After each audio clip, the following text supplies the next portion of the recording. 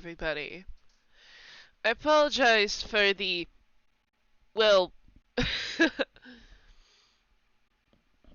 you know, just everything falling apart at the moment. But we are working on it.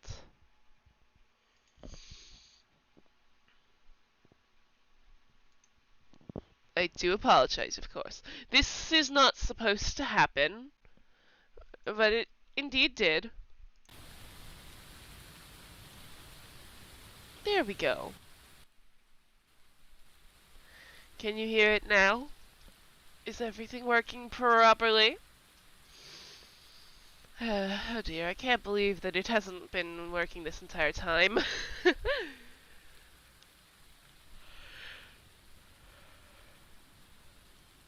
Oh dear. Well, that's not supposed to happen. And now it's fixed. So we're good.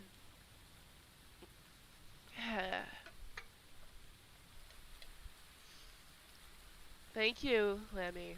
Now, it's time to restart the recap of what we left off on.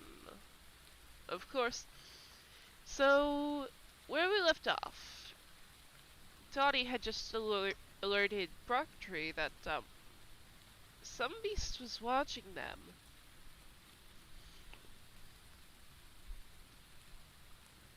From the river. And that's where we left off. So it is time to continue the story. Brocktree straightened up, winking softly at her. Oh, right. I'll look further down the bank, see if I can find you some bigger dock leaves. Sit and rest, I'll not be long. He strode off down the bank, disappearing around the bend. Dottie could feel the watcher's eyes on her from the willow shade on the far bank.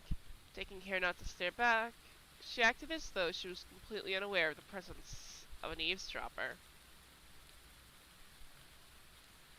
Taking the accordion out of her bag, she placed it in the warm sunlight to dry out. Then, dangling her foot paws in the cool current, the mermaid hummed a little tune to herself, flicking the odd secret glance across the stream. She reflected that had she been completely alone, a tranquil setting such as this would have been the ideal place to while away the sunny spring midday. However, the peace was short-lived. Amid sudden howls and roars, the overhanging willows seemed to explode in a shower of leaves and twigs. Foliage scattered across the stream surface as two burly forms smashed through the tree cover and crashed heavily into the water. Dottie hurled herself into the stream, rolling her bag aloft. "Hang on, Sa! I'm coming!"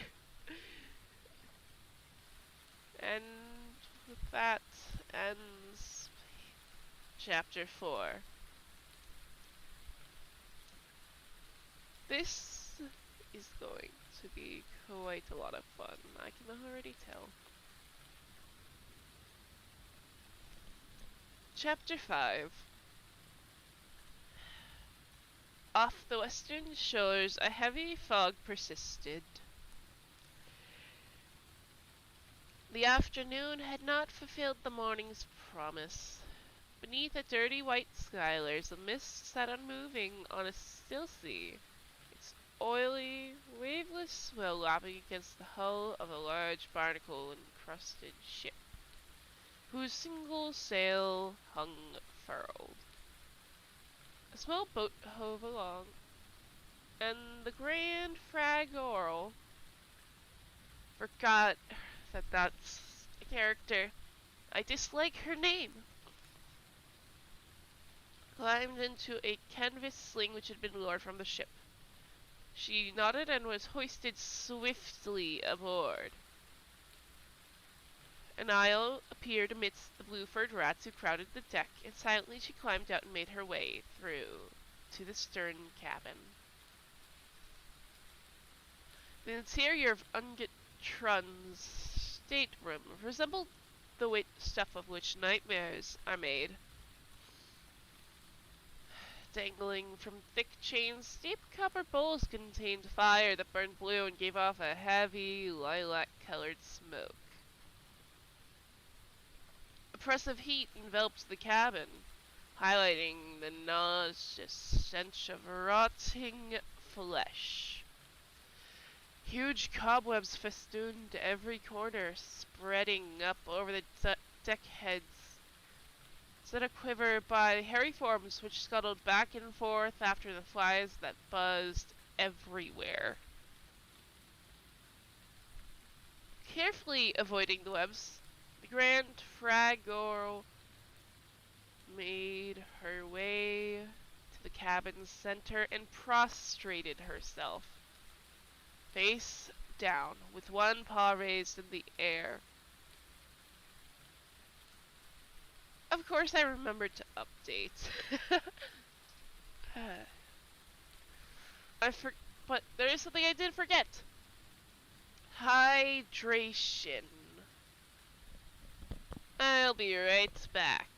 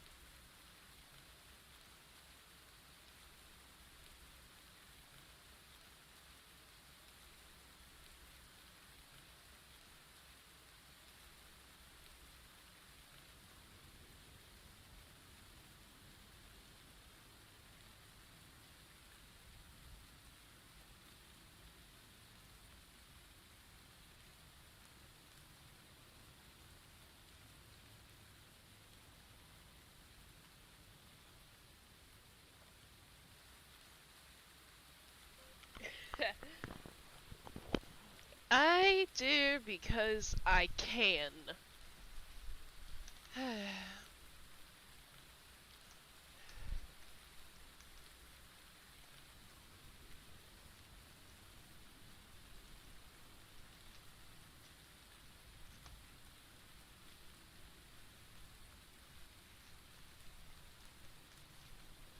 This should be fun.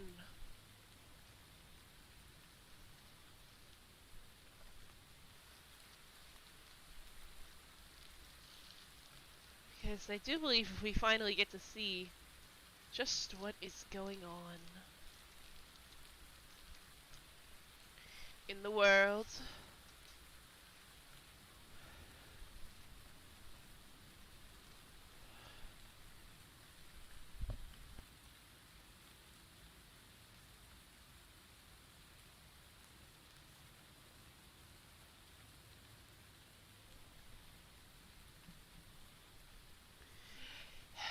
Two other creatures sat in silence. watching her. A small silver-furred fox, its growth stunted by some...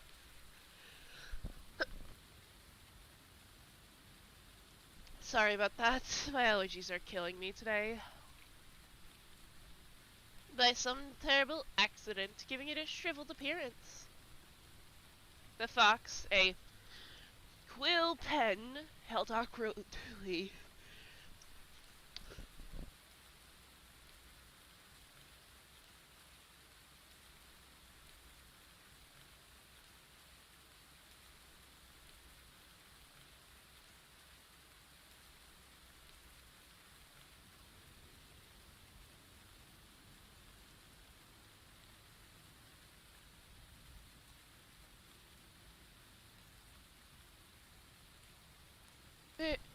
Okay, now that it's over, I am back fully.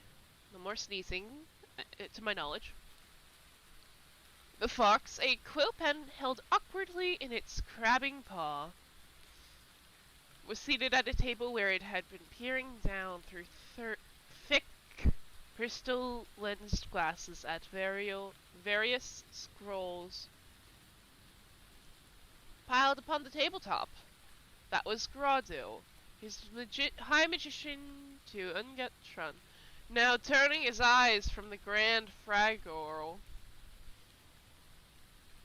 He sat watching his master for a sign. Only the tail of the wildcat moved. Black-ringed and a yellowish-gray with a thick, rounded tip. It seemed to possess a life of its own, swishing back and forth behind Unget's chair. The fiercest of warriors, and yet Trun had no time for personal fripperies, but dressed like any plain fighter, chainmail tunic, 2 iron bracelets, and a mail-fringed steel helmet surmounted by a spike. Yet any beast only had to look at him to see that here was a ruthless conqueror. Beneath the striped brow, permanently creased in a frown, the wildcat's fearsome black and gold eyes remained hooded and unblinking. His stiff white whiskers overhanging 2 sharp amber fangs, which showed even when his mouth was shut.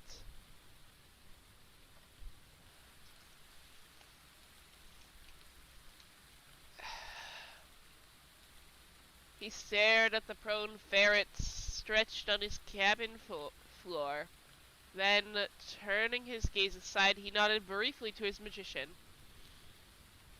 Grodil spoke in a thin, reedy voice, starting with his master's praises.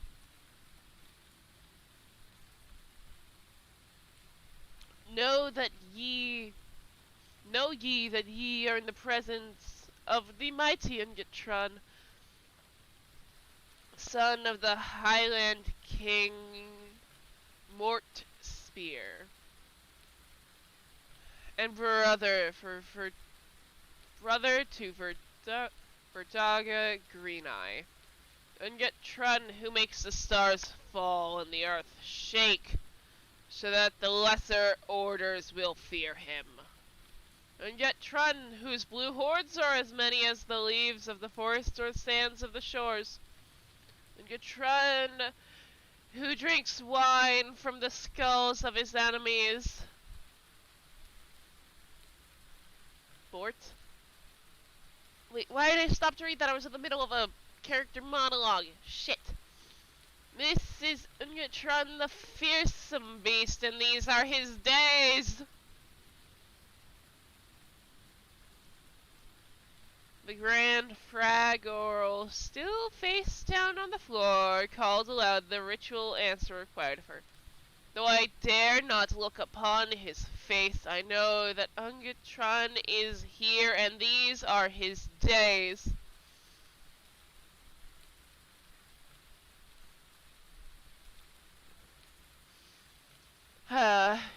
This character has a lot of stuff.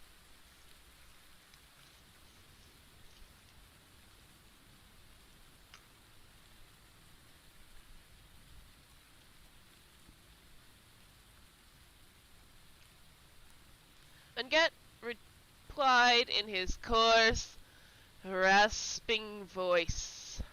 So be it. Did you see my mountains? What took place there? Tell me all, and speak true, or flies will be born from your carcass to feed my web makers. The fraggle allowed herself a fleeting glimpse of the dead rat mouldering in the corner, knowing all too well what happened to any beast foolish enough to displease Unketron. Though the heat in the cabin was stifling, the ferret felt cold sweat break out beneath her long robes. She spoke, fighting to stop her voice trembling. Oh, fearsome one, I saw your mountain, though not all of it, only what the mists would allow. I was not invited inside. It is called Salamandastron. Just as you said, the place is defended by inferior species, rabbit things who all appear to be well along in seasons. They are ruled by a striped dog called Lord Stonepaw, who is even older than they. He said many insulting things which I fear to repeat, but mainly he said it would be to your cost if you dared to land upon his shores. I followed your orders, O Angatron, and not stopping to bandy words with the striped dog or his creatures, I returned to you immediately. Only the flies could be heard as they buzzed around the Conqueror's stateroom. Neither Fragorl nor Crawdale moved. A fly swooped across Unget's vision, and his paw shot out like greased lightning and caught it. Holding it to his ear, he listened to its anguished hum, then tossed it swiftly upward, where it lodged in a cobweb. In a flash, two voracious web makers were upon the trapped insect. Unget never looked up, his hooded eyes fixed on the ferret sprawled near his footsteps. You did well, my Fragorl. You may rise and go now. When the ferret had departed, Unget poured wine into a goblet fashioned from the bleached skull of a long-dead otter. Read me the prophecy again, Grotto. Hastily sorting out a scroll, the fox unrolled it. No highland willed from kin deceased, or quest for castles vague unknown. For Ungatron, the fearsome beast, will carve a fortune of his own. Find the mountain, slay its lord, put his creatures to the sword. When the stars fall from the sky, red the blood flows beneath the sun. Let mothers wail and cry, these are the days of Ungatron. Hark no birds singing in the air, the earth is shaking everywhere. His reign of terror has begun, for these are the days of Ungatron.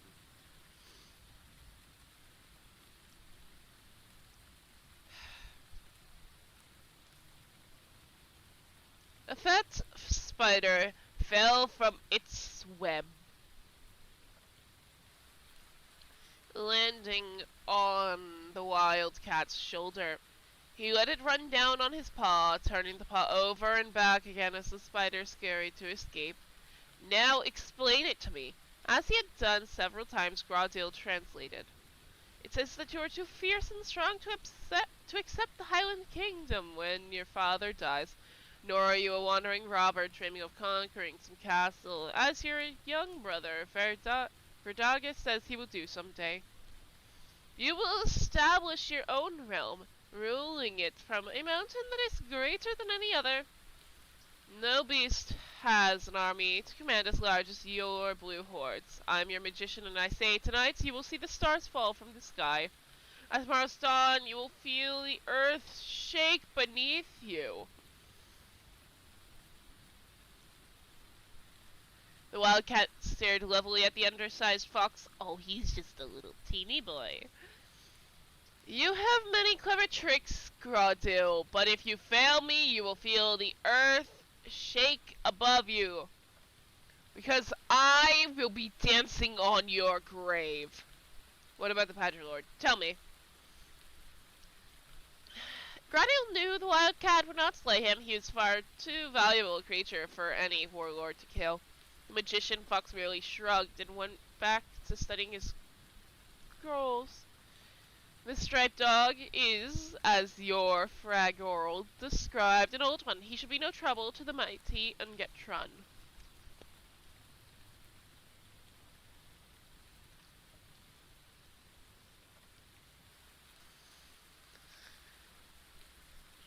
The wildcat leaned on the desk, bringing his face close to the fox. My dreams do not contain any doddering ancient striped dog. The one who disturbs my slumbers is a badger of middle seasons with the mark of a warrior stamped on him. So, my withered friend, explain that to me. Grotto removed his eyeglasses and began wiping them. I cannot dream for you. I cannot dream your dreams for you all the time. This badger you see must be that, just a dream. And yet returned to his chair, stroking his fangs. You better hope for your sake that he is, Grotto. Is he stroking his fangs like one strokes a beard?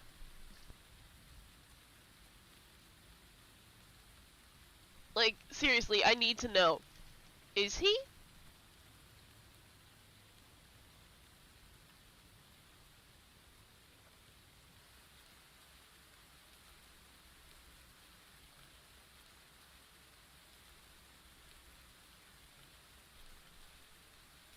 Tell me, Lemmy, what were you thinking of when you heard stroking his fangs?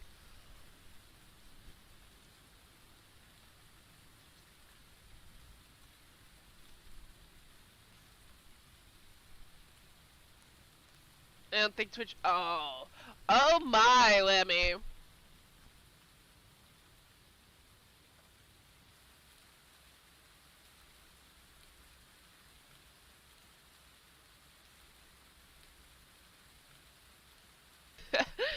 Moving on.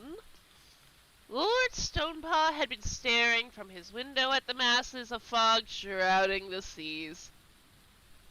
He was beginning to see phantom shapes looming in the mist, as one is apt to after gazing a while.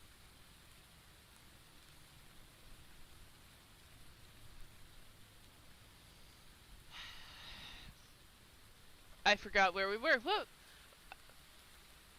I think we were at the phantom shape. No, he was beginning to see phantom shapes looming in the mists, as one is apt to after gazing a while.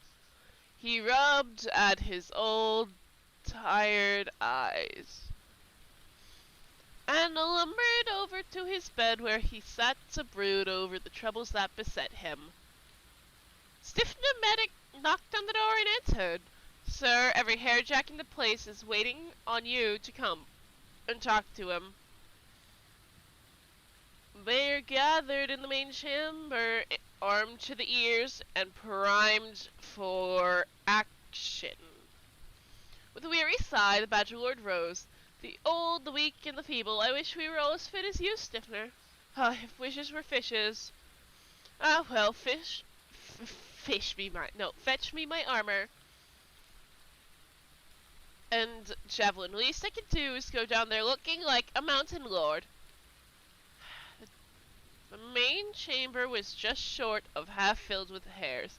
Two of them, Bungworthy and Troby, assisted the armored badger up on to a rock platform. Stonepaw shook his head sadly as he assessed his army. Holding up his javelin, he waited until silence fell. Then he spoke up loudly for the benefit of those hard of hearing. Good creatures, faithful comrades. You know I have already spoken truly to you, so I am not going to lie about our present situation. I see before me many brave warriors. Alas, none of them as young and sprightly anymore.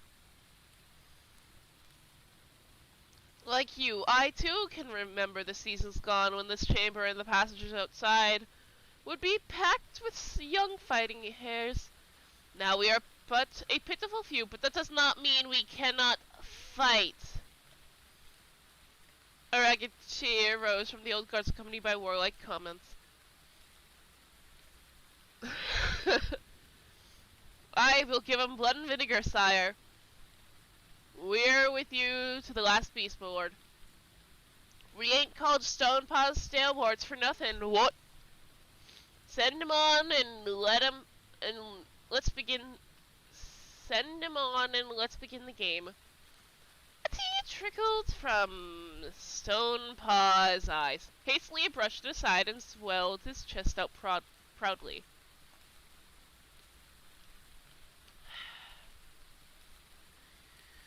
I am honored to lead ye. We know not the number of our foes or how skilled they be at weaponry. But let's give them a hot old time in true Salamandastron fashion. Amidst the cheering orders were shouted out, barrel entrances, archers at the high window slits, long pikes at the low windows, stone slingers on the second level. Sailors, take your crew up onto the high ledges where the boulder heaps are ready. As the hares dispersed to their places, Lord Stonepaw held two of them back. Blanche, Marm, they'll need feeding. I know you've only got a few kitchen helpers left, but can you see to it? The head cook saluted with an iron ladle. Hain't seen the day I couldn't, my lad. There'll be no beast fighting on a empty belly when I'm around. She reeled off, yelling at her helpers, check the larders and bring up the list to me. Gather in anything that's growing on the ledge gardens. Fruit, salad, vegetables, anything. Stonepaw returned to the one hare left, his faithful retainer, Fleetscut. Have you still got the ability in wind to be called a runner? The ancient hare laughed mirthlessly. Suppose I could still kick up a bit of dust, my lord. Why? Stonepaw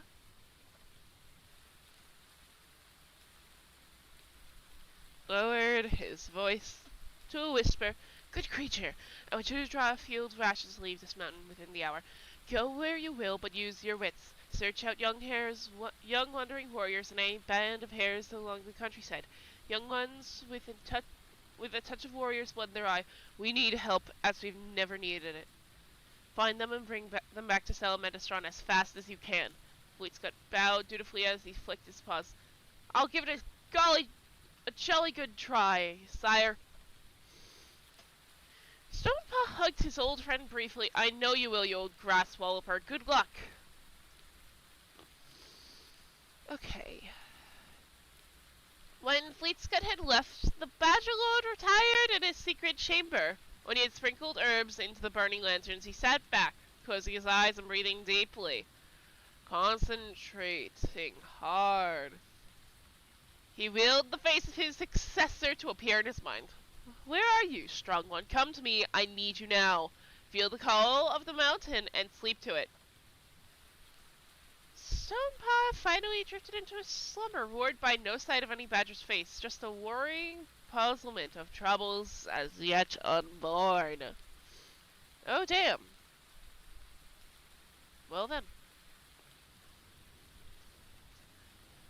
Now, on to Chapter 6. Brocktree felt himself borne underwater by an adversary of tremendous strength, which seemed to increase on contact with the stream. The beast was built of muscle and steely sinew, wrapping itself about the badger's head, neck, and shoulders, blocking up air and light in a skillful deathclaw. As soon as he felt his paws touch the bottom,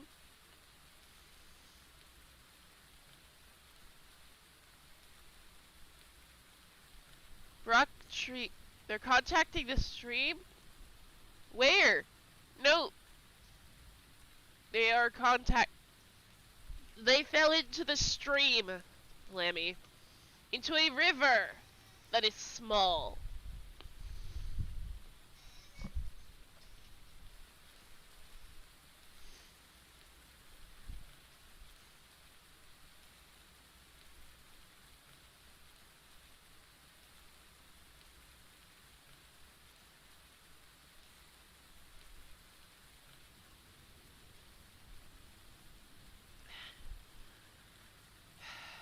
As soon as he felt his paws touch the bottom, Brocktree used his formidable strength, thrusting upward to the surface with a powerful shove.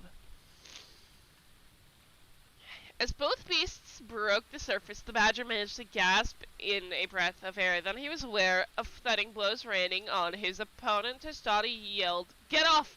I'll pound your blinking head to a jelly if you don't let go of him, and jolly well fight fair." The beast wrapped around Brocktree's head, roared aloud, "Fair! You called 2-on-1 fair! Yeah! Ah! Watch that bag, you doodlepod fool! You near put me eye out! Ow!"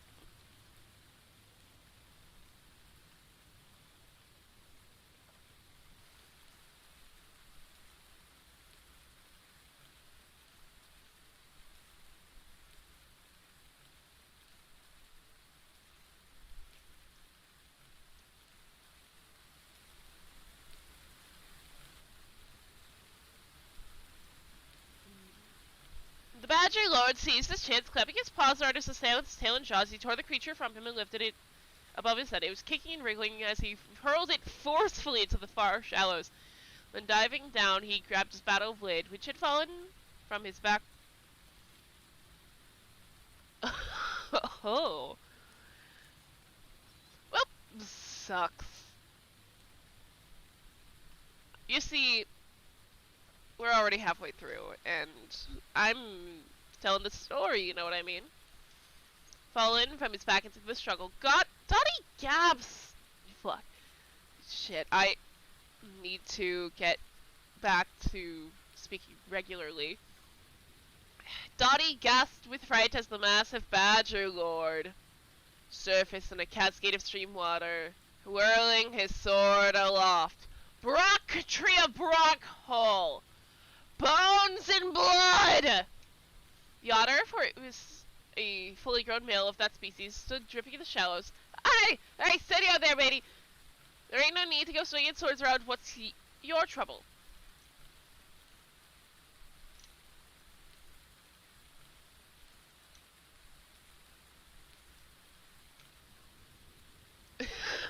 Oh dear. Brocktree waded towards him, his sword still upraised. "You were trying to drown me back there, murderer!" The otter threw back his head and chortled. "Murder, is it, Kelly? Shame on ye! You're the one who sneaked up on me and started all this, ambusher."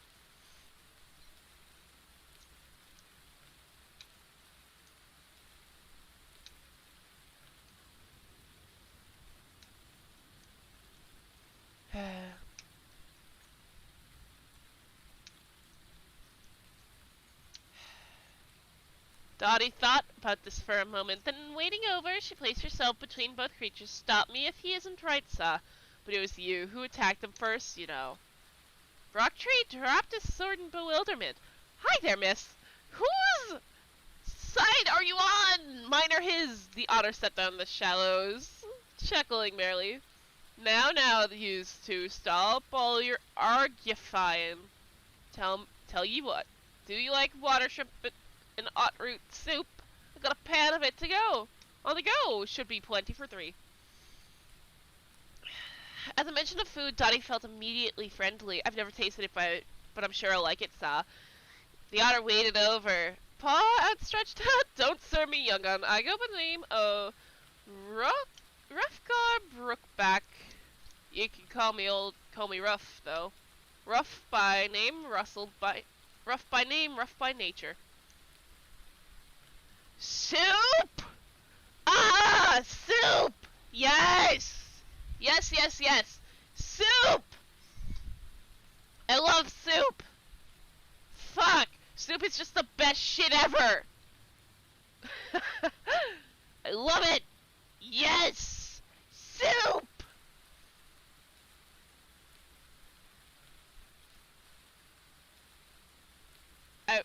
The otter wait, rough by name, rough by nature.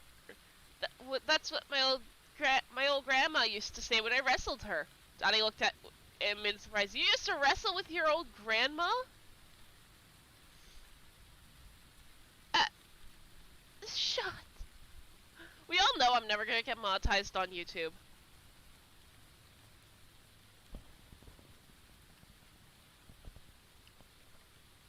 Seriously.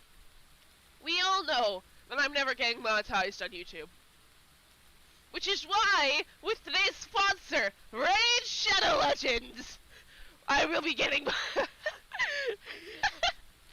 I'm a joke, I joke.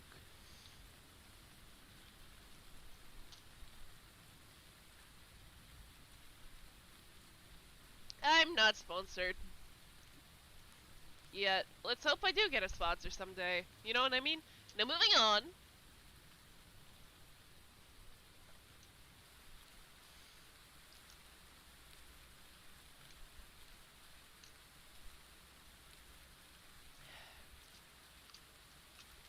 Dottie looked at him in surprise. You used to wrestle with your old grandma?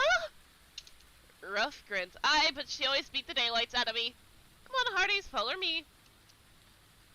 Further upstream, they came upon Ruff's camp, merely a blanket made into a lean-to. There was a slow-burning turf fire on the bank edge and a long, flat elm trunk floating in the water. Ruff attended to a cauldron of soup bubbling on the fire, dipping in a wooden ladle and sampling it gingerly. Look, the only sponsor I want is a sponsor of a soup company. That's right. I want soup companies to sponsor me. I will absolutely do something that has to do with soup.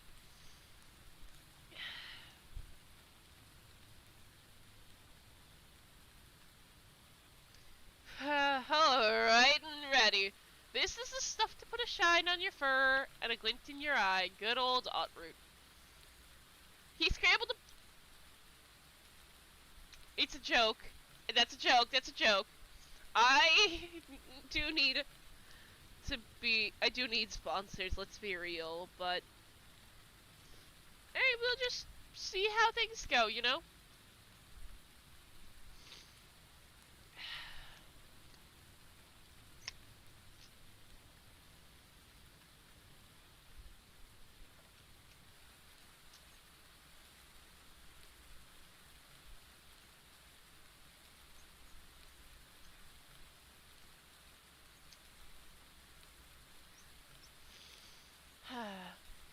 He scrambled aboard the log, which was obviously his boat, and retrieved a battered traveling bag. From this, he dug 3 enormous scallop bowls, tossing one apiece to Dottie and Brocktree.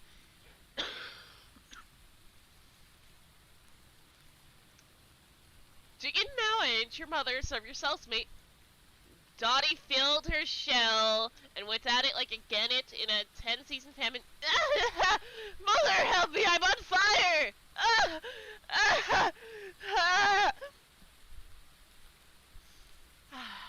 Ruff, who had been watching in amusement, took pity on her and scooped up some cold stream water in his shell. Cool your gob, done this, missy. She drained the water in a single gulp, blinking the tears from her eyes and sniffed. Good stuff, this. A little warm and spicy, but first-class soup. I like it. Soup! Yes! Soup! The food of the gods!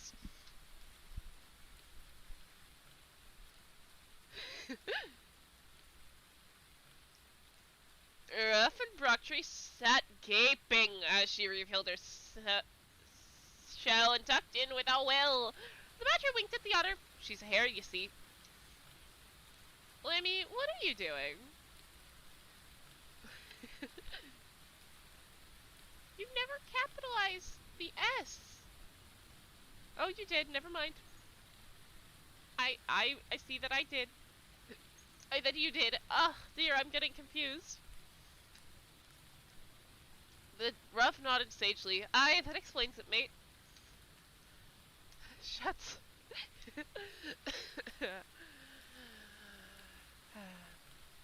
After the meal, They lay about on the bank, and Dottie and Brocktree told Ruff their stories. Ruff explained to them how he came to be in these parts. I'm a bit like you, Dottie. I left home when I was young, just before they decided to sling me out. With wild and mischievous, I was more trouble than a bag of bumblebees. No! Stop! Shut up! Yeah. My poor old grandma was sorry to see me go, but the rest of my family breathed a sigh of relief. Anyhow, I've been a loner most of the time. It ain't so bad. Nobody keeps shouting, Ruff, stop that! Or, Ruff, don't you dare! Nowadays, I can go what I like without anybody hollering at me.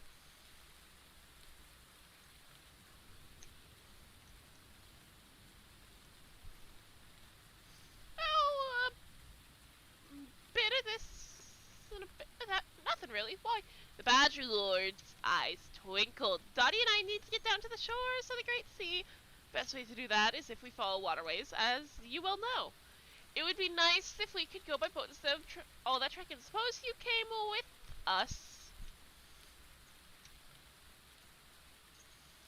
Ruff's rudder-like tail thwacked down upon the bank, propelling him upright, grinning from ear to ear. No sooner said than done, Brock me hearty.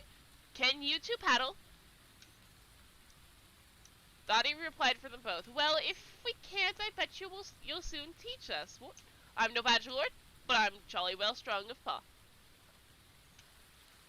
Ruff touched the swelling around his eye. You already proved that by the way you swing your bag. Boating down the broad sunlit stream was a very pleasurable experience. Dottie and Brocktree soon picked up on the knack of wielding a paddle. Passing beneath the overhanging trees, the young mermaid sighed with joy and watching the dappled patterns of sunshine and shade drifting by on the smooth, dark green water. And whoopsie-doo and fiddly-dee, this is the life, eh, sir? I say there, Ruff, my old stream basher. Did you know any jolly songs that creatures sing when they're out boating? The otter flicked water at her with her paddle. Bless your heart, Dottie. Of course I do, but they're called shanties or water ballads. There's one you both can join in with. The chorus is very simple. It helps keep the rhythm of paddle going. You see? It goes like this. Ruff sang the chorus once and launched into a deep-throated old boat song. Now, I will not be singing this, as with the other song.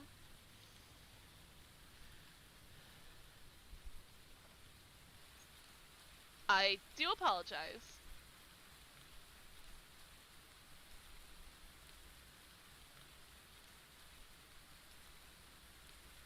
You know what I'm going to say. Well, and I think you know what I'm going to say. It's not happening, I refuse.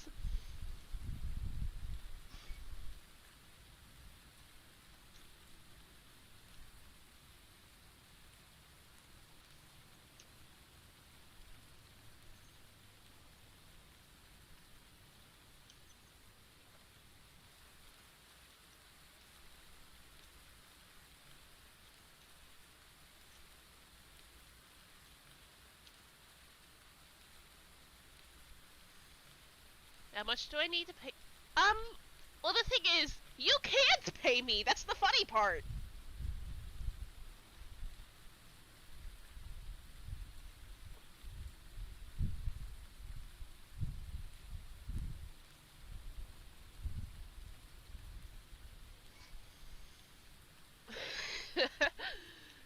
That is the funny part.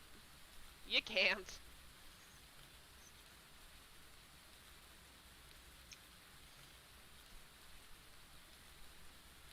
I'll create enough. No, don't you dare. I do believe that's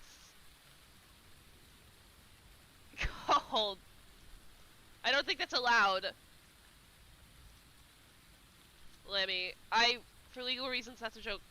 Lemmy, it's not allowed, and I really would prefer to get there naturally. However, we are quite close to that.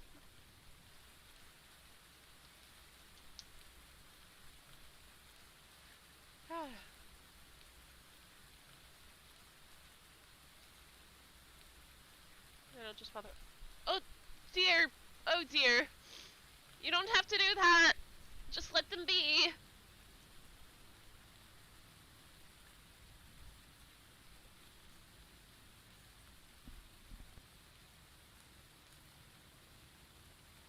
Hey, Lemmy, stop that. You do have friends. I mean, I'm right here. Are you saying that I'm not your friend? Lemmy! Lemmy! How dare!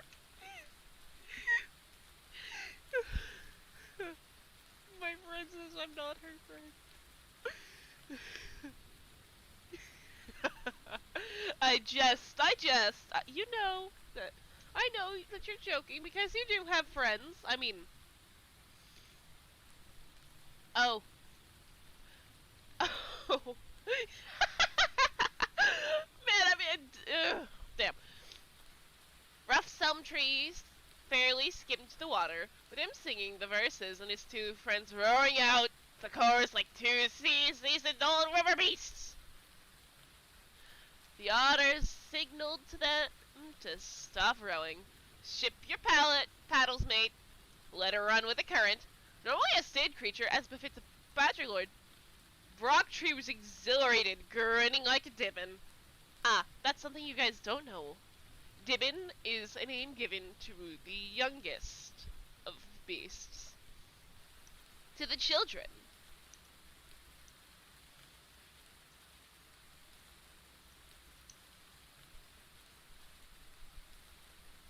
Just a little background knowledge that only I have, because no beast here has read the books. My, Ruff.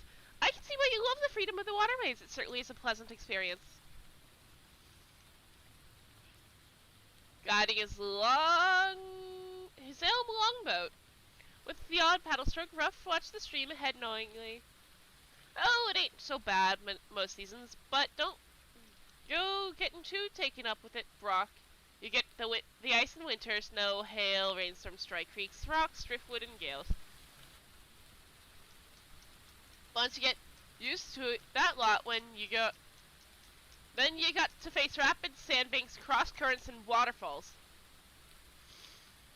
Aside from that, there's a savage pike and eel shoals and all manner of bad-minded vermin watching the water and hunting their preys both sides of the bank.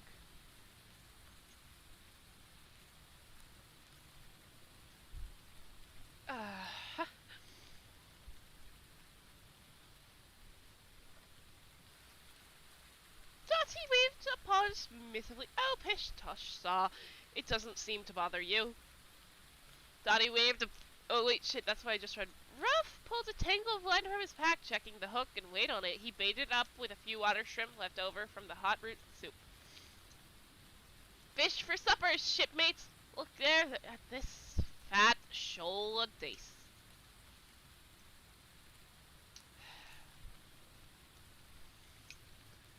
Through the deep, fast-flowing stream they glimpsed the dace, cruising through the trailing moss and weeds, their olive-green back and silver flanks shining wherever rays of sunlight pierced the water. They were fine, plump fish. Ruff trailed the line in as they followed the log, keeping in its shadow.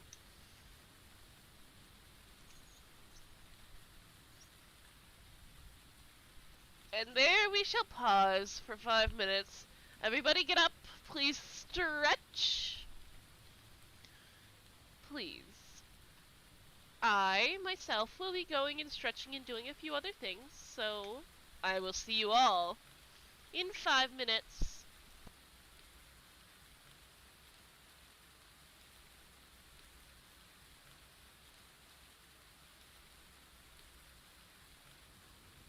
Lammy, I swear to fucking God, you better stretch or I will come and get you. I will find you, and you will not like it. I will tickle you, and it's not gonna be fun for you.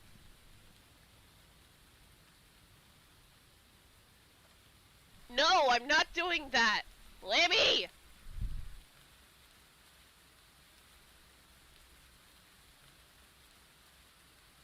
Delicious, I'm just... Don't you dare say what I think you're going to say next. And it's not foolish.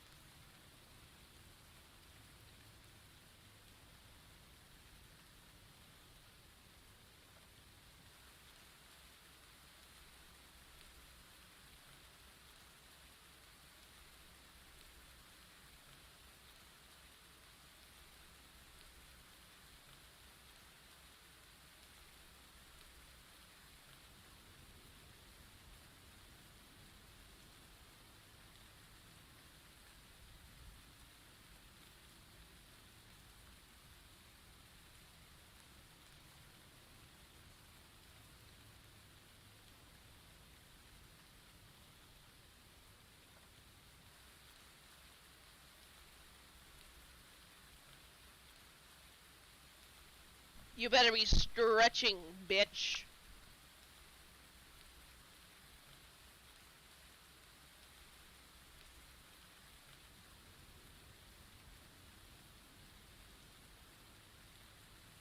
What the fuck? Let me! Stretch those fucking noodle legs! Stretch your fucking noodle legs, you bitch!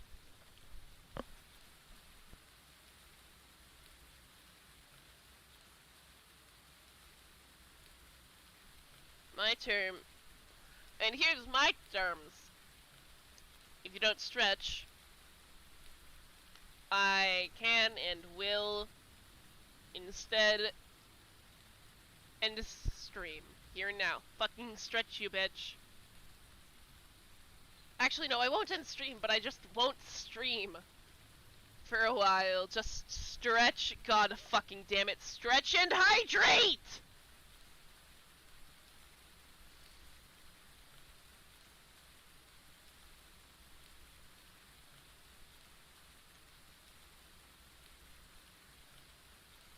Bitch!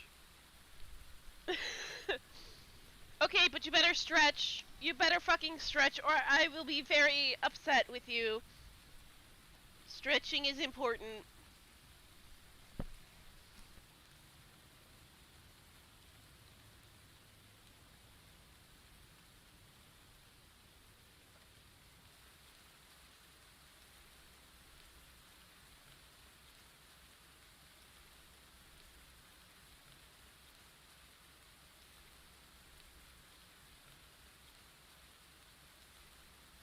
Lammy, I swear to fucking God. I'm just trying to get you to stretch.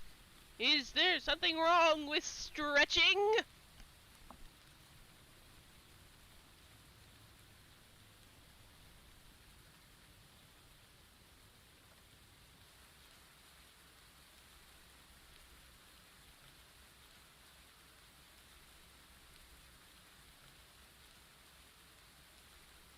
Yes, actually, I really don't like singing when I know that there's an audience. Does that answer your question?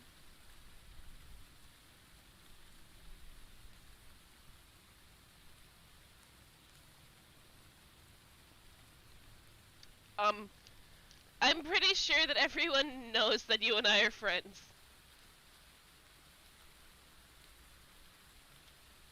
But the reason that I don't like to sing, especially not on stream, is because I don't like people hearing me sing. Like, genuinely, I don't like people hearing me sing.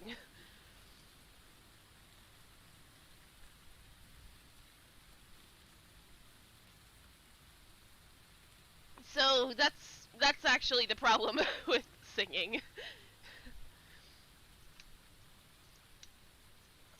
And I don't mean like the shit from the Minecraft. 20 sub. I already 50 subs before the end of the year.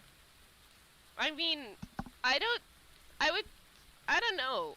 I would just like to hit affiliate by the end of the year. 50 subs before end of year seems like a lot. I mean, I know the difference. That seems like a lot when my only goal is to hit affiliate by the end of the year.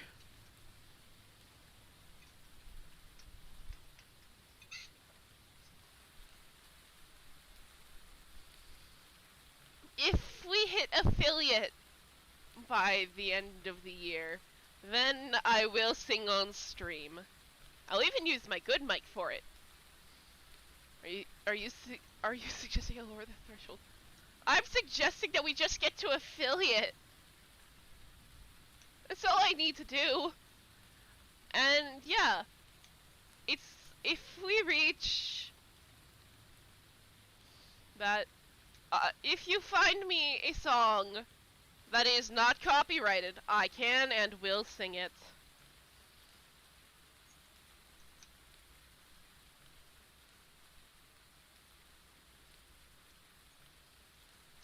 Ow. Eee. Yep, affiliate equals sing. Now, our 5 minutes have gone way over, so time to clip this. No! Wait, no! No!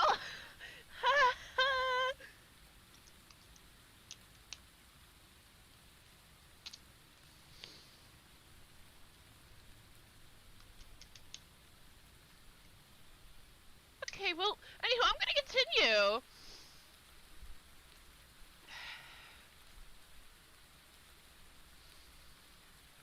I'll just snag 2 of the beauties that should do us. Here, hearken to me, Dottie. If you're bound to take the life of a living thing for food, take only what you need. Life's too precious a thing to be wasted, ain't that right, Brock?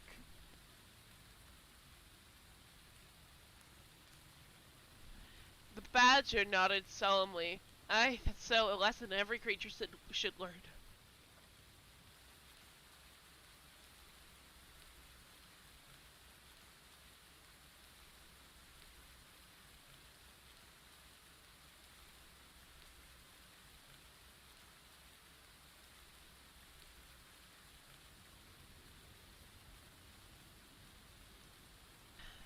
That evening, they camped at the mouth of a small inlet, and Ruff cooked the food for them.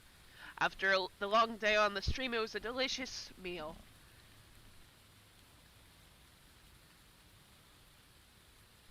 Lord Brocktree sat back, cleaning his teeth with a twig.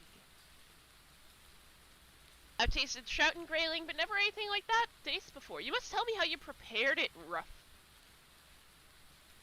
Looking furtively around, the otter managed a gruff whisper.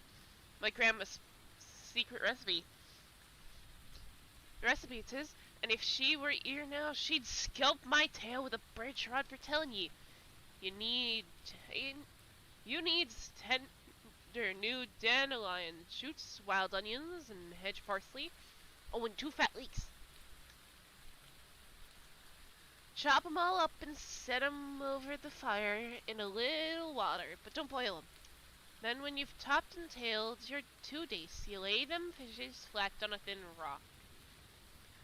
Mix corn flour and oats with a drop of water from your vegetables and spread it over the fishes so they bakes with a good crunchy crust. Drain off the vegetables while they're still firm, spread 'em in a bed, and chop the lot off with your dace. But don't you ever breathe a word to any otter that 'twas me what told you the recipe. Alive or dead, old grandma'd either hunt me or haunt me.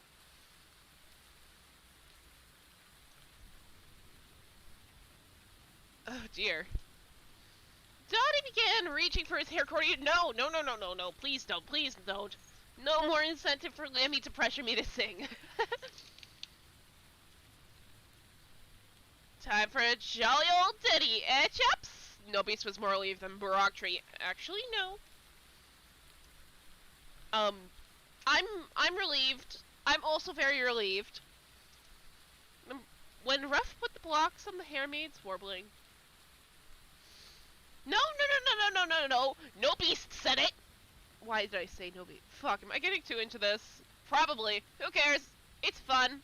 And also that's a fun sentence to say.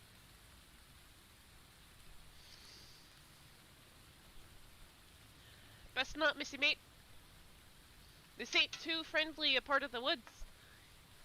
You'd probably attract unwelcome visitors. Best leave now. We've got an early start in the morn. Dottie yawned. You're right, of course, my beauty sleep. When the fire had burned to white embers, Ruff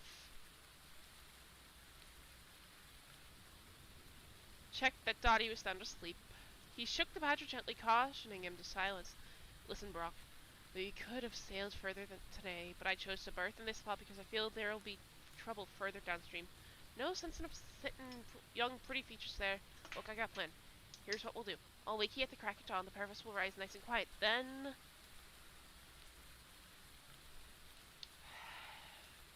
When Ruff had outlined his stream, Lord Brocktree nodded agreement. Then he laid down again and stared at the canopy of stars twinkling through the trees. His paws clasping the battle blade at the ready, noting every noise of the flora or fauna in the morning.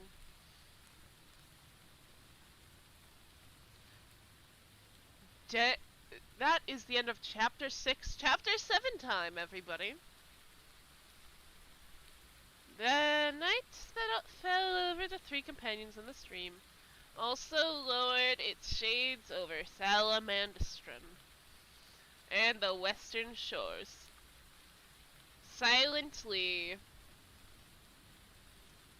with furled sails, ships drifted in on the flood tide. Out of the thinning mists, they slip, headed for the shore on the quiet swell. Ships upon ships,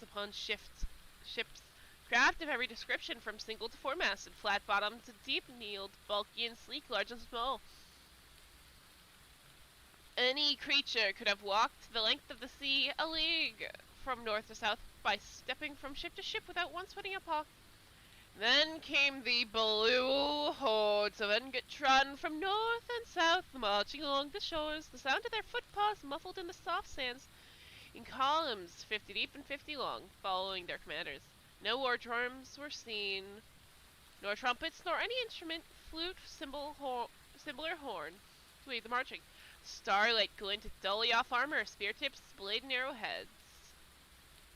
As they came, closing in on Salamandastron like the jaws of a giant pincer, inscrutable masses, perfectly drilled, the ultimate machine of destruction.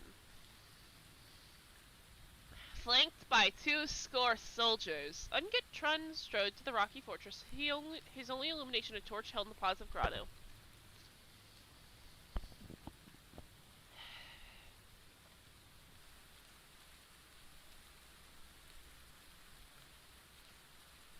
The wildcat's keen eyes flicked up to the long open rectangle of stone plastrum. There stood the Badger Lord of Salamandastron, clad in war armor, holding an enormous javelin. So, you are still here, Striped Dog? Ungatron called up in his savage, guttural growl. The reply was immediate. Aye to the death, Striped Cat! Ooh. Ooh. The wildcat's fangs showed in a sneer of derision. So be it, 'twill be your death, not mine, big words, Stonepaw retorted mockingly. I've already heard big words from the bad-mannered scum you sent here earlier today. They mean naught to me. The ravings of fools and idiots. Your messenger said you would make the stars fall from the sky. Look up, braggart. They are still there and always will be.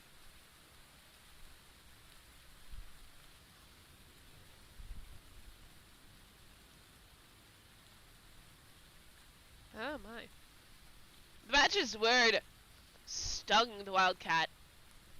His voice quivered with rage as he detected the laughter of hares all around. I have no more words for you, Striped Dog. Tell them, Fragorl. I hate her name. Like a ghost, the hooded figure.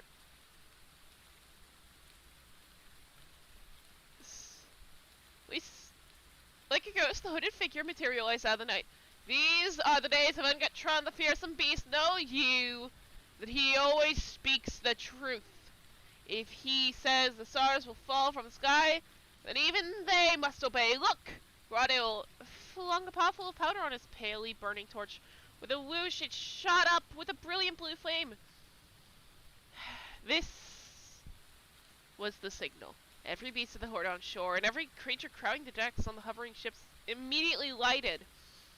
Each one a torch they carried specifically for the purpose. In the awesome scene that was revealed, land and sea as far as could see, as the eye could gaze, was set ablaze. Stiffner Medic peered into the sky. Because of the intensity of the light below, not a single star could be seen, just a wide black void.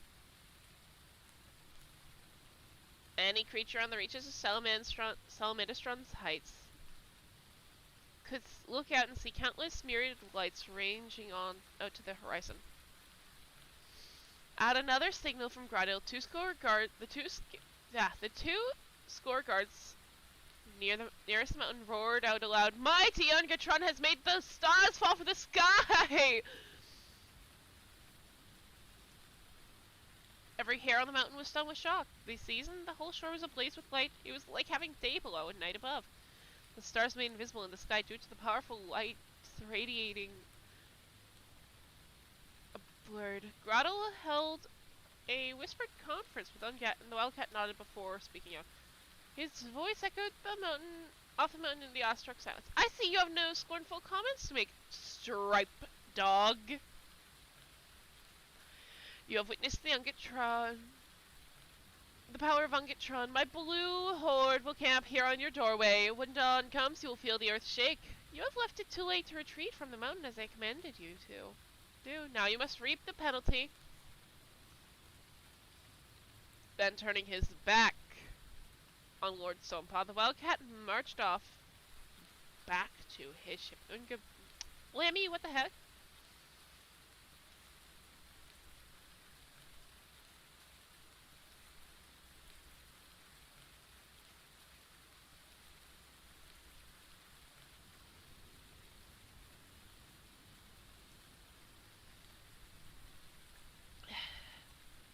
The Badger Lord watched as the torches turned into campfires.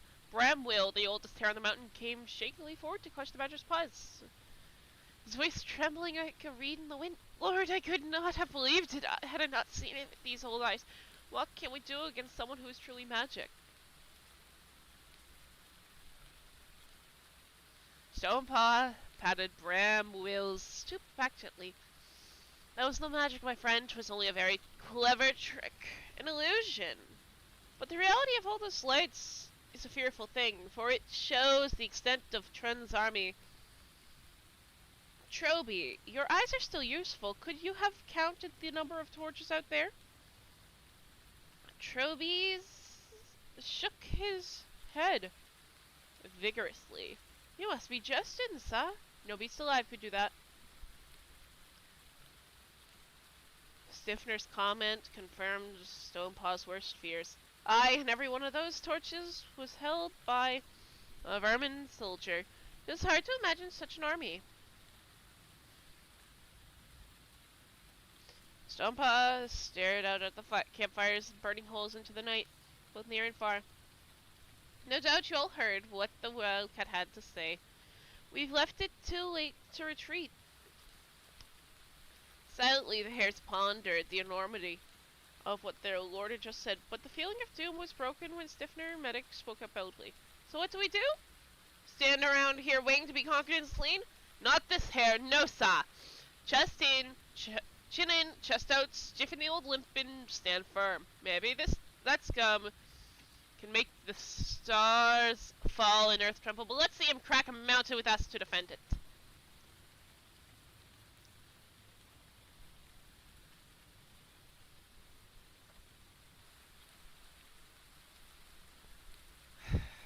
Lord Stonepaw's eyes lit with the flame of battle. "Stiffner, gather my hairs at every ledge and window. Let's show the vermin what we think of them."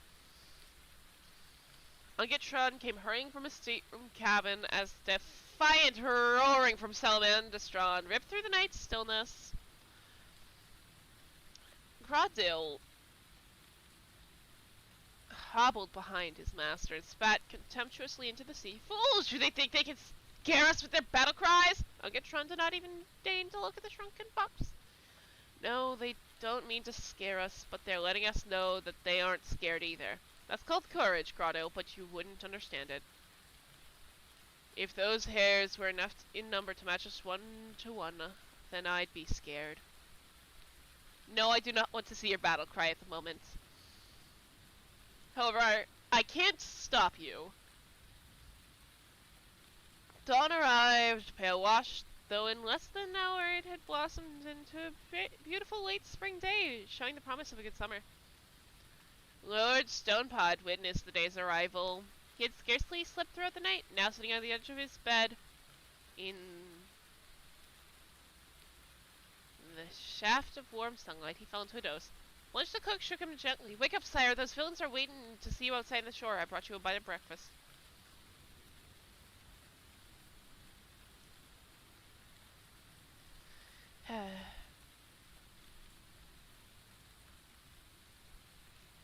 Oh. Oh.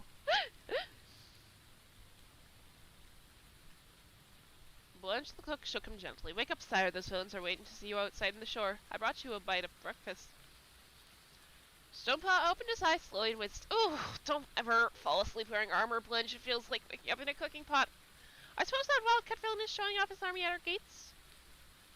Blanche put the tray of food at his side. "Aye, there's all manners. A blue-dyed vermin parading up and down on the beach in full fig, too. Mercy me, they're a strange lot. Do you think they're about to start the war?"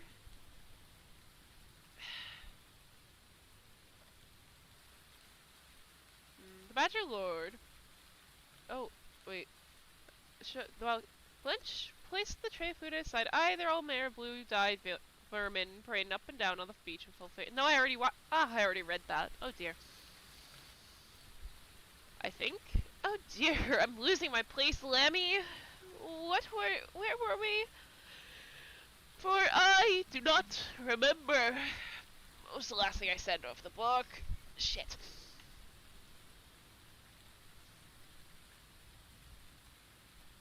Oh dear, let's just start after. Oh, what was that?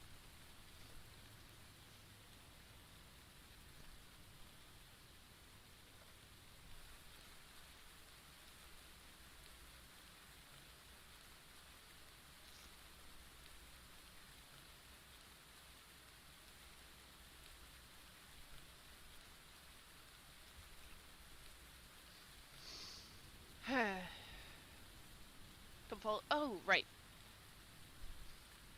That allows me to remember where we were. Blanche placed the tray of food aside. "Aye, there's all manner of blue-dyed vermin parading up and down on the beach in full fig, too. Mercy me, they're a strange lot. Do you think they're about to start the war?" The Badger Lord chose a warm damson muffin and poured himself a beaker of dandelion and rose-hip tea. "More than likely, Blanche, more than likely. I feel a bit peckish this morning." "Let them wait until I broke my fast. Did you bring the honey? Right there under your muzzle, Lord." Stonepaw spread honey on his muffin. "You run along now, marm, and see that my hares get fed." As she withdrew, Blanche chuckled. "Fat chance of any salamanders run hare going into battle on an empty belly." Did you ever hear of such a thing? Ungetron stood on a rock, Grotto and his grand Fragor alongside him.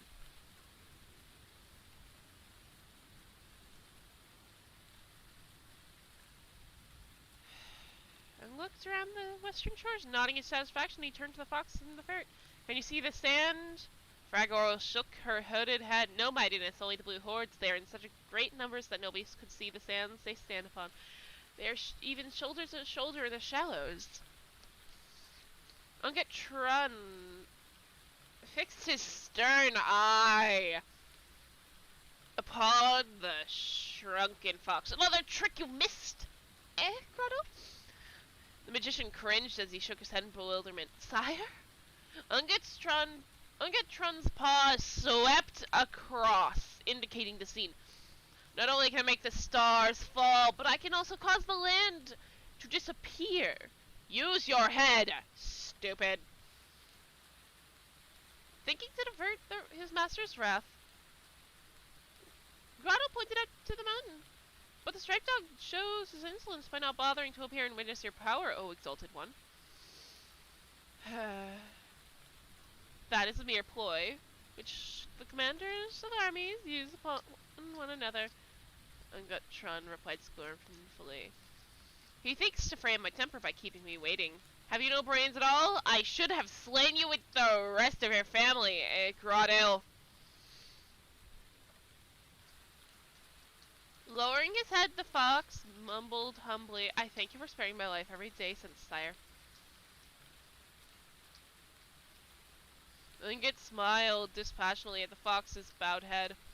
I think I must have damaged your brains when I crippled your back. Ha! There's the striped dog at his window, turning his attention to the mountain. The wildcat did not see the hate-laden glance which Grotto shot at him.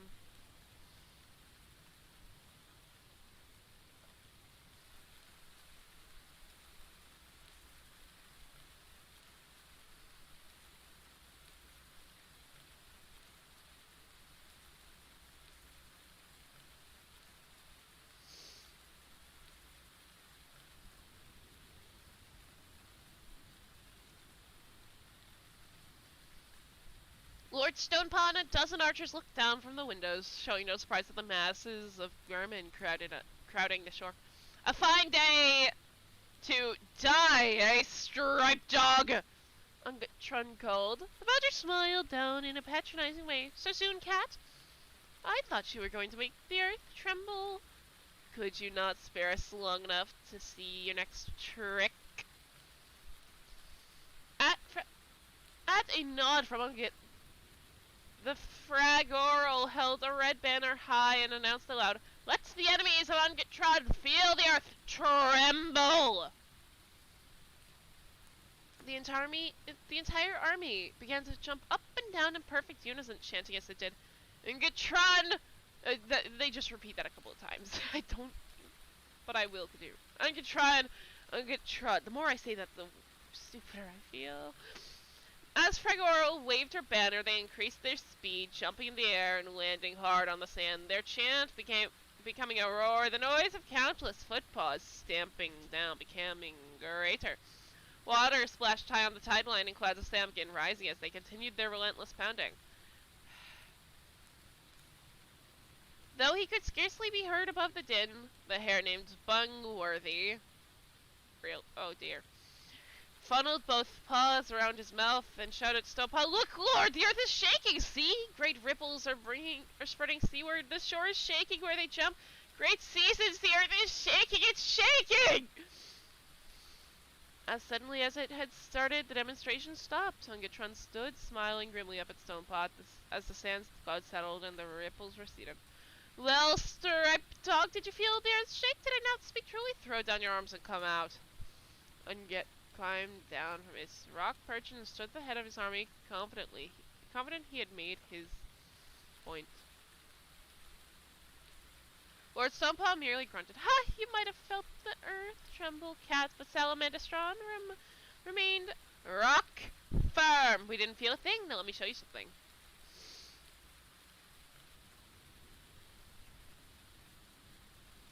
Stonepaw hurled his big war javelin right at his foe. The ranks closed around the wildcat. A rat, transfixed, fell dead. Another behind him, sorely wounded. No matter how fearsome the foe or great the numbers, when it came to fighting, badger lords were renowned. Old as he was, the present ruler was no exception. Lord Stonepaw of Salamandastron had begun war.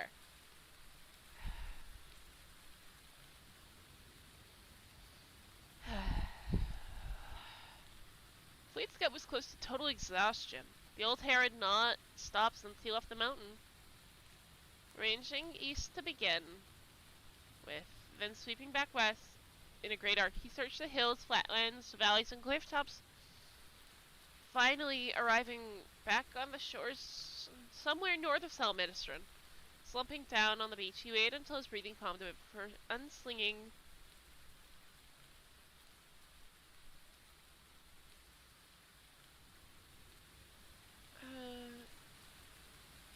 a small pack and drinking some cold mint tea. Like an angry wasp, a barbed arrow buzzed by the hair, nicking his ear and burying itself in the sand.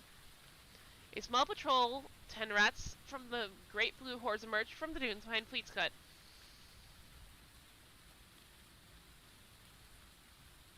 Stop there, move and you die, the officer shouted. With blood trickling from his ear onto his paw, Fleet's Cut took off as only a hair can, galvanized back to his former self as he sought to lose his pursuers.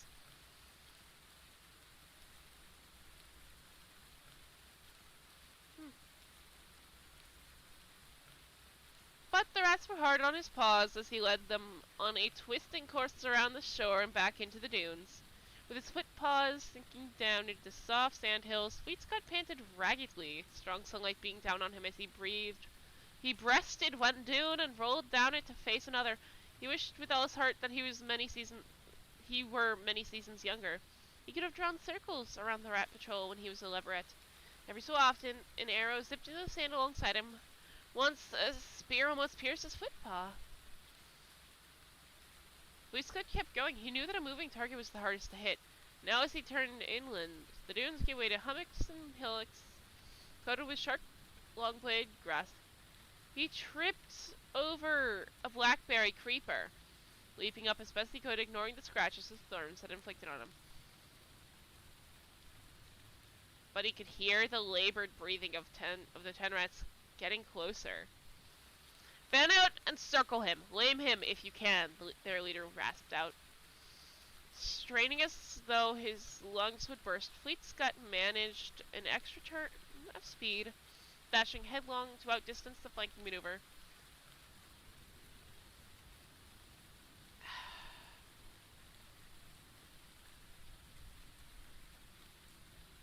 Let's see. What is it? Where are we? Fleet's Cut managed. A small grove of pines appeared up ahead, seeming to offer a hiding place, but one rat, faster than the rest, detached himself from the flankers and went directly after the hare. No matter how hard he ran, Fleet's Cut could not prevent the rat closing up on him. Now he was no more than 10 paces behind. Chancing a backward glance, Fleet's Cut saw the rat preparing his spear for a throw. Then his footpaw hit thick beds of pine needles as he dived headlong into the grove, the spear thudding into a pine trunk a fraction to his side. Next moment, there was the sound of a meaty thud. The rat fell pole-axed, his screams cut short by a slingshot. Up with thy paws, old one. Quick. Without thinking, Fleet's Cut rolled over and threw up his paws. A thick woven net enveloped him, and he grabbed tight as he was swung off his back into the branches above. Without thinking... Oh wait, a big, rough-looking female squirrel with a loaded sling dangling from one paw winked at him. Don't thee say a word now, long ears, be still. Sighting the rats entering the fir grove, she glared fiercely about at her 40-odd squirrels, similarly armed, concealed in the upper branches. Take no prisoners! To the dark forest with them all! What? It's basically, I can't, it's basically just them being hit with stuff. In less time than it took to draw a breath, the rat column was slain to a beast, strewn about the bottom of the pines, some of them with their eyes still wide open in surprise. Leaving Fleet's Cut still caught up in the net, the squirrel and her band leapt down onto the corpses, stripping every scrap of armor and every weapon of them. Squabbles broke out over the ownership of possessions, and there was much tooth-bearing. I sighted yon sword first. Give it here. Nah. 'Tis mine, not thine. I slew the long tail. The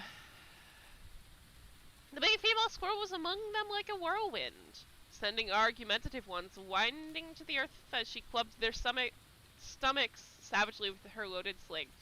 I say who gets what. Up on thy paws, Bettel, or I'll give ye more than just a love tap next time. One young male muttered something and she laid him flat with a tremendous smack. You've been told not about using language like that, Grood. Can you not see we've got company? Behave now, all of you.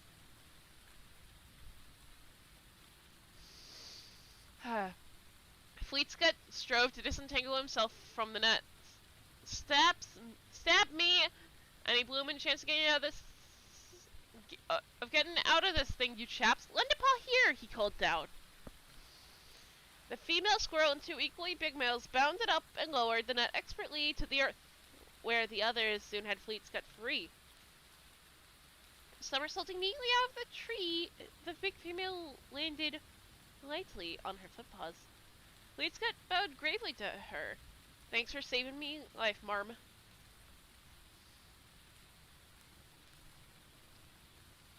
She examined a dead rat's bow and arrows. 'Twasn't to save thy life we dropped 'em. Weapons and plunder, that's why we slew the longtails. I'm called Juke the Sling, and these are my tribe. Be you from the mountain south of here? The hare nodded. Aye, my name's Fleetscut. Juka sat her tail brush against a pine trunk. Well, you got big trouble over there, Fleetscut. We've been watching Blue Varmin marching down coast for days. All headed for thy mountain. Fleetscut crouched down, facing her. That's only a third of them, Juka marm. There's as many must have come from the south, and another horde from the sea. Great fleet of the blighters. Juka watched her band dragging the rats off for burial. Old Badger'll have his paws full. They'll massacre him. Hares on yon mount must be as old as thee. Thy young uns are long gone from here. Fleetscut was mildly surprised at Juka's intelligence. You seem to know rather a lot about Salamandra. The squirrel wound her sling around her tail tip.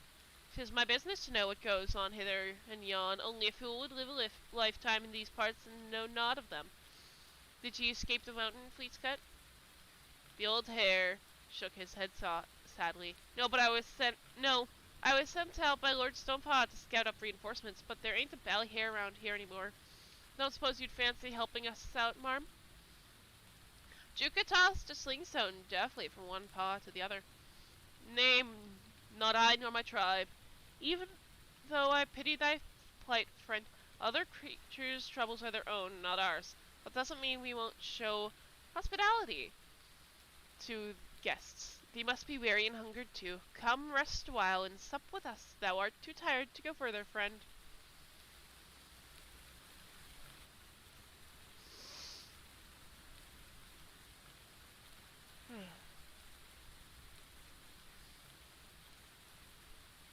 Fleetscut heaved a sigh as he rose stiffly. Sorry, marm, but I have to travel on. What? Can't let the jolly old side down by taking time off. He accepted Juka's paw and she smiled wryly at him. Fare thee well, old un. Fortune attend thy search. Aye, and good luck to you, Juka the Sling. Let me know if you change your mind. You've got a perilous tribe there. Good warriors all. Juka watched Fleetscut lope off through the pine grove. Brave and foolish like all hares. What say you, Grood? The young squirrel muttered half to himself, half to Juka. She whacked him soundly across both ears. You've been told about that language. I'll scrub out thy mouth with sand and ramsons if there be any more of it. Now, I do believe that it is time that we stop, everybody.